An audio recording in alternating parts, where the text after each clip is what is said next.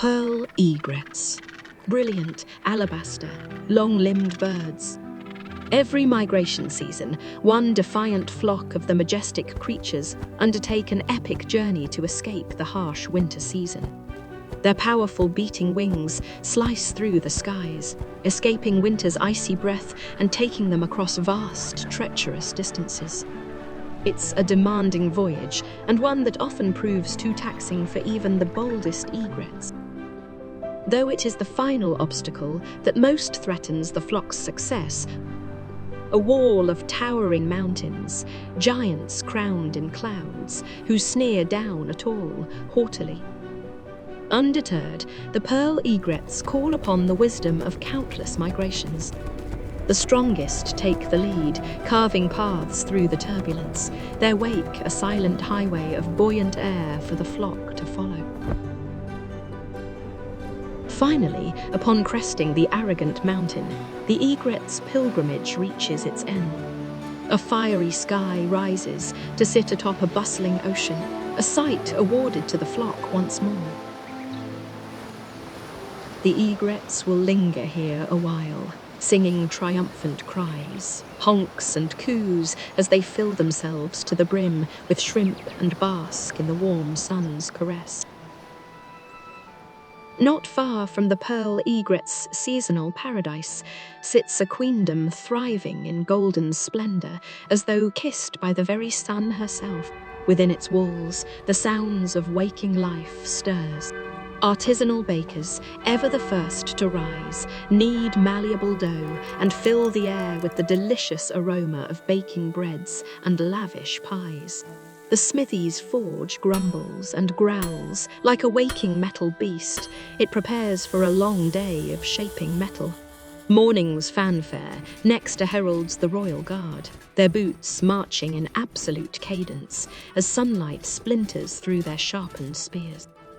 Yet amidst this grand tapestry of lives intertwined, it is one story beating within the queendom's heart that takes centre stage this day, and it starts with a knock at a door.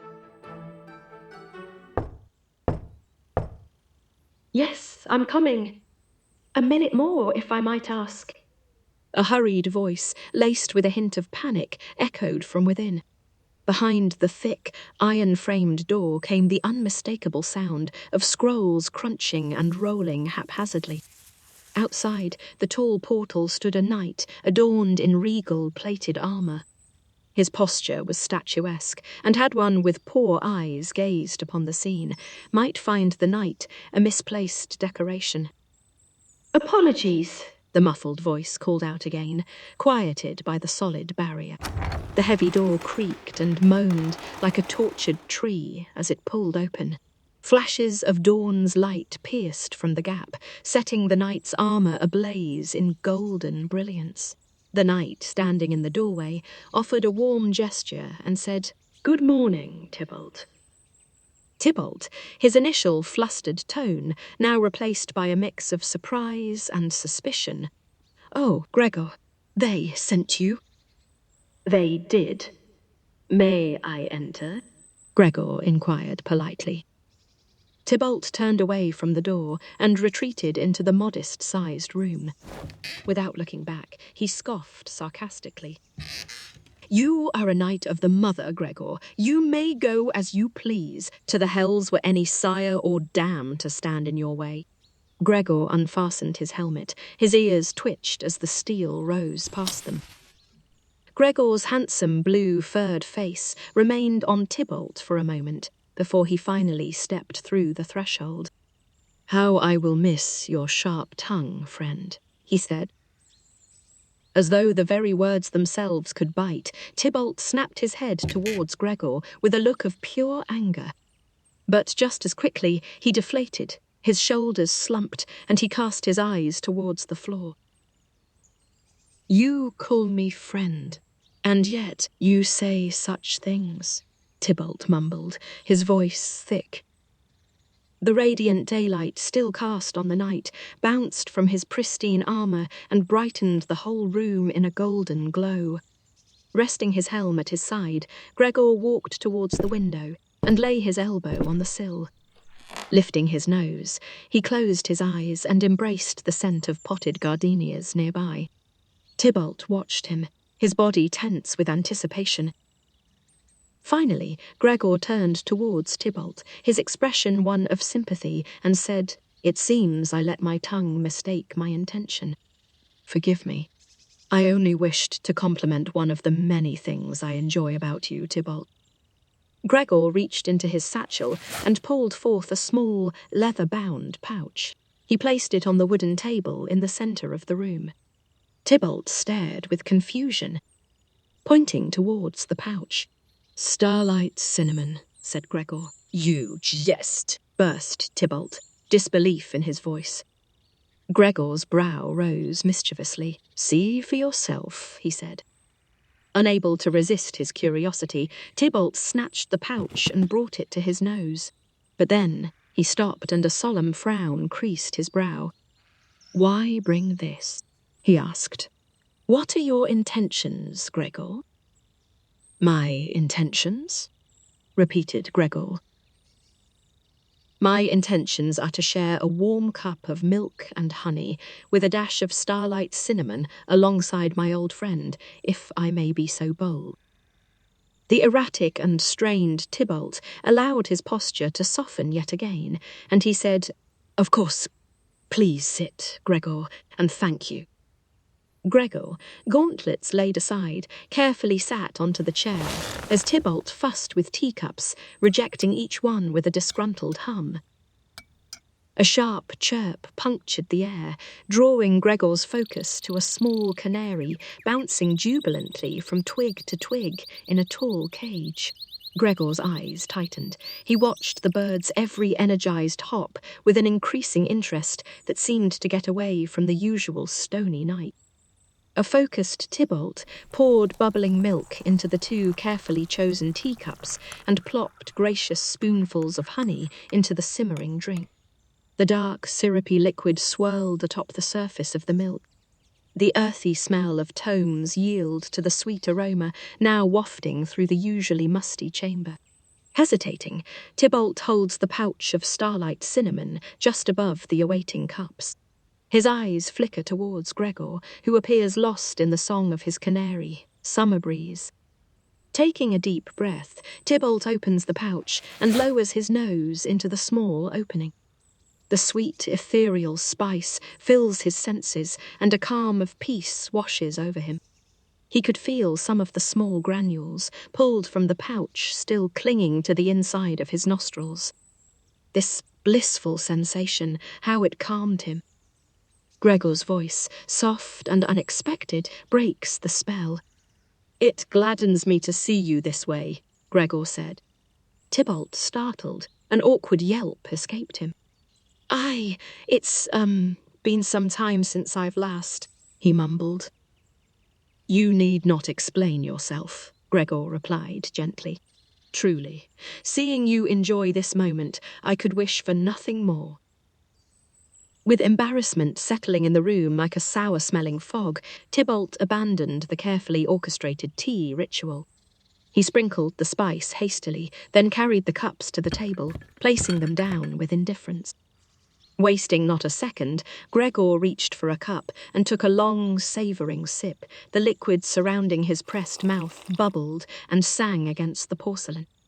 He let out murmurs of satisfaction as he swallowed the sweet tea and finally placed the cup back on the table.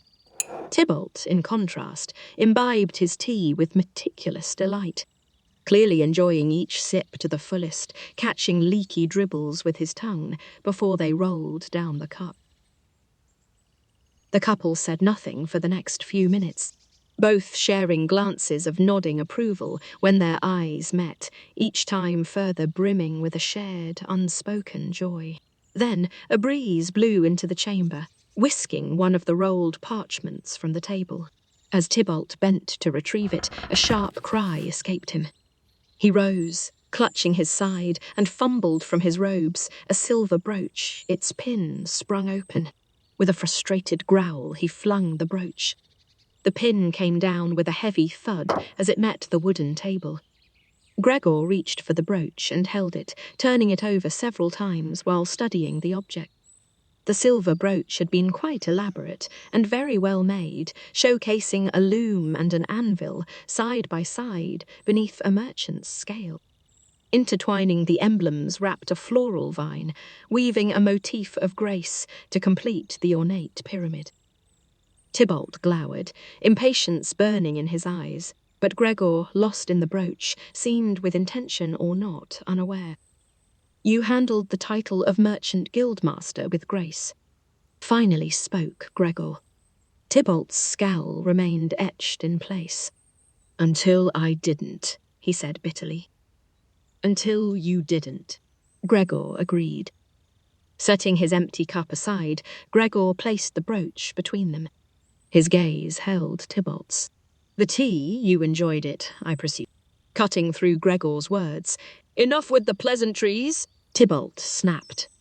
Speak plainly, Gregor. The two said nothing. Only the cheerful chirps from summer breeze countered the tense air in the chamber. Then Gregor spoke with a voice of steeled ice. Fine, but allow me to share a point of perspective. You've lived a life of opulence and overindulgence. Many things a commoner could never achieve within one or many lifetimes. You went beyond your station and must now face the consequence. Glints of wet light reflected in Tibolt's shocked eyes. He looked horrified one moment, the next annoyed, then finally a mixture of both, and he sank into his chair. He leaned back, the wood groaned sharply, as though it were surprised he pressed his round body into the backrest. Looking away from the night, Tibolt, with absolute frustration, said, "'Twas the damn vineyard. A foolish investment, damn it. I thought after I took the loss I could borrow from the queendom and make up for it next year. Her Excellence would never have known, and I'd have." But this time it was Gregor's turn to cut Tibolt off. You needn't plea with me, Tibolt. It matters very little what I think, his voice still smooth as cold silk. It matters to me, Gregor. We are friends, are we not? Am I the traitorous thief the court has painted me? Tibolt shouted, his chest puffing in and out like stoking bellows. His gaze met Gregor's, whose pupils shrunk to mere slits, transformed now into piercing black needles. Yes, declared Gregor. Tibolt responded with a gloomy sigh. His eyes darted around the room, seeking refuge from the weight of Gregor's damning words. With no such luck, Tibolt focused on Summer Breeze and allowed his thoughts to shift. The way she sang in there could always bring peace to his heart, even in the most tumultuous of times. He yearned for solace, for that familiar calm. Life is brutal, Gregor said, with as soft a voice the night could muster. And also quite beautiful. None may escape. You've been embraced in her warm bosom, but now you must drink from her poisonous cup. I'd ask you, Tibolt, continue to carry yourself with grace. My two boys. Tibolt, with dulled eyes, steered the conversation in a new direction. Gregor, you'll look after them, won't you? Guide them, mentor them into respectable citizens of the queendom. Gregor frowned. If only I could.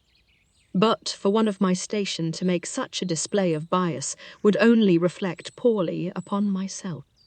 And to do so would rob your kin the opportunity to rise above and seize success for themselves, just as you and I had. No, I'd only be doing them a disservice. Those two have the blood of a guildmaster. Have faith, Tibolt. A flash of anger struck Tibolt, as though he'd been ambushed by a violent bolt of lightning. His nails unfurled, and slowly they dug into the wooden table. Instantly, he retracted and tempered himself after one popped into the smooth walnut surface. He smoothed over the area with his paw and said, "At the very least, they'll inherit the family wealth and have a cushion while they build their lives." Once more, Gregor frowned. Tibolt, The crown will be seizing your entire fortune.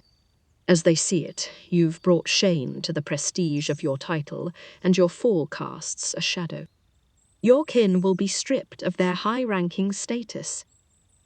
A knot formed in Tibolt's throat, like a tightly clenched fist refusing to yield. Behind his pursed, narrow lips, a war raged. He lashed his tongue from side to side, then pressed firmly into the roof of his mouth, but the fist only continued to grow. Tibolt strained, his jaw locked, until finally, with an erratic tilt of his head, did the lodged fist surrender, and like a freed boulder blocking a dam, he found relief. "This news comes like a dagger in the side, I know," Gregor said. "The friend in me wishes to comfort you." He paused for a moment before continuing. "But hardship, Tibolt.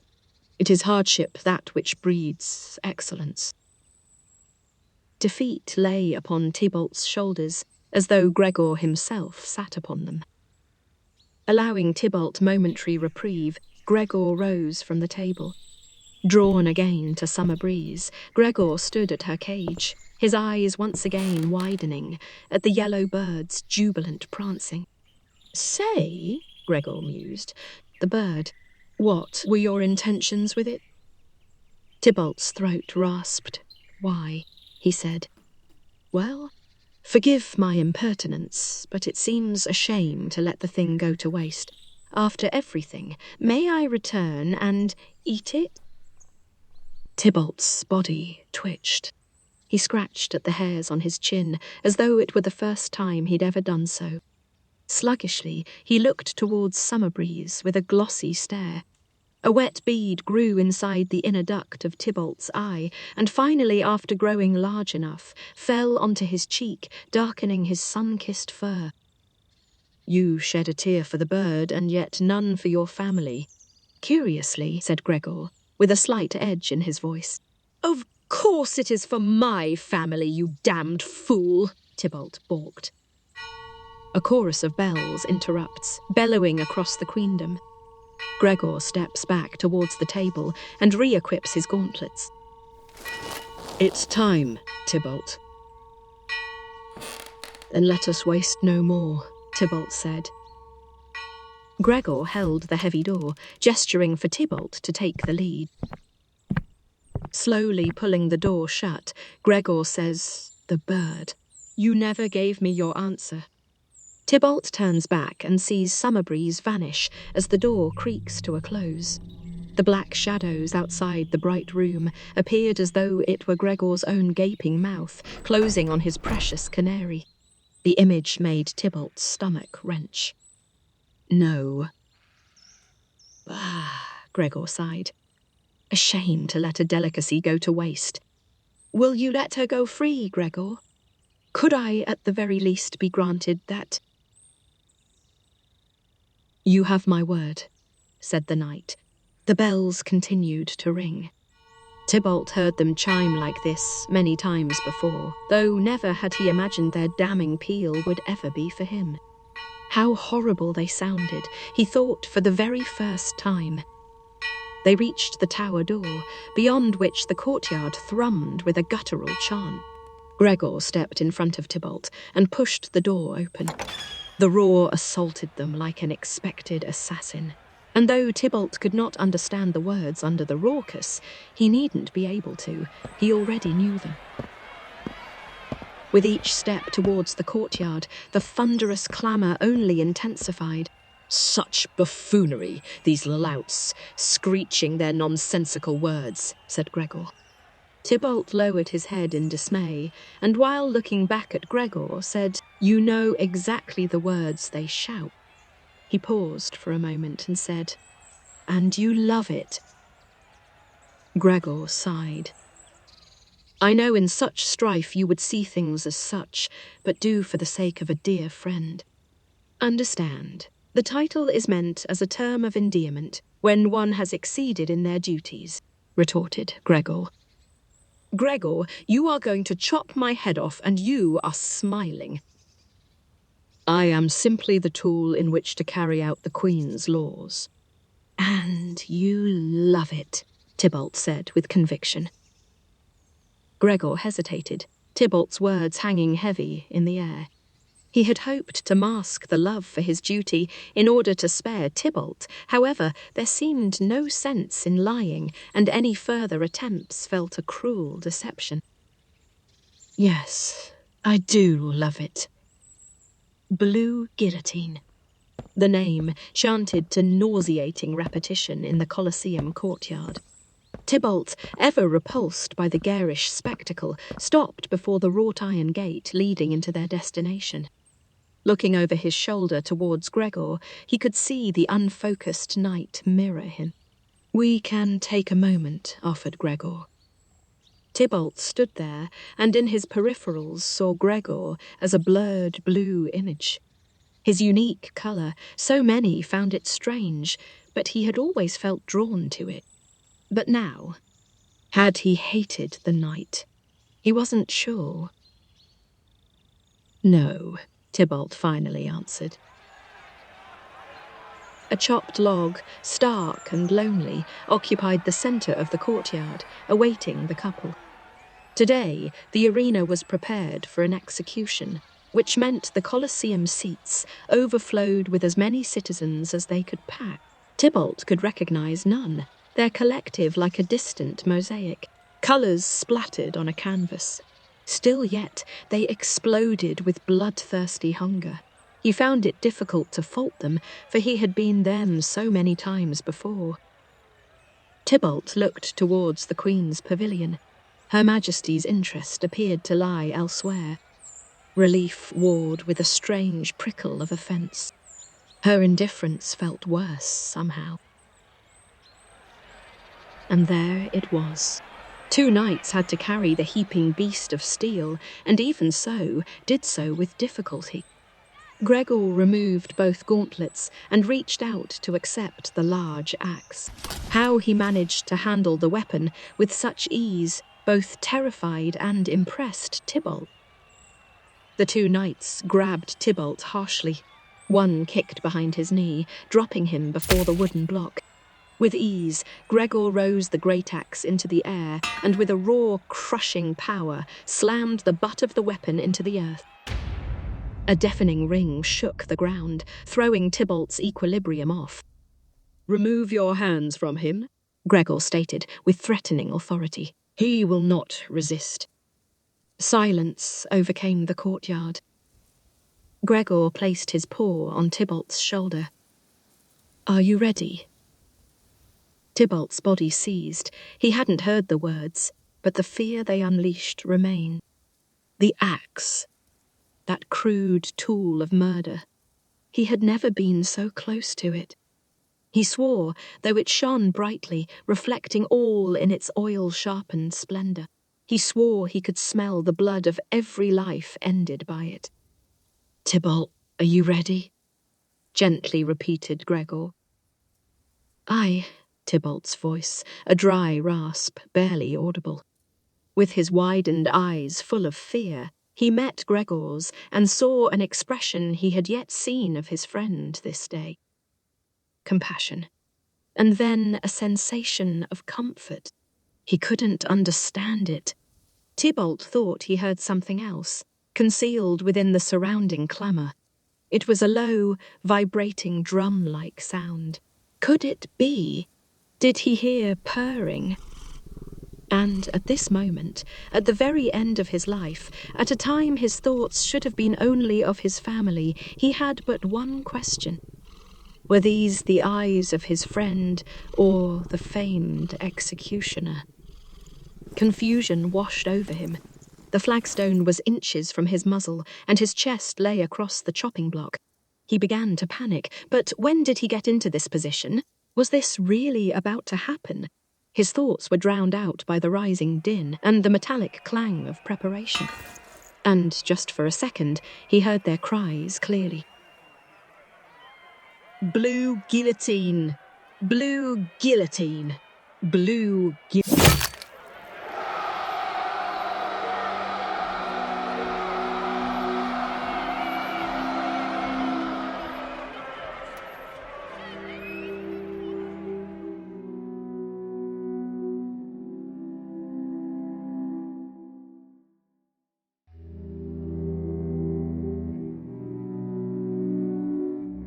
Epilogue.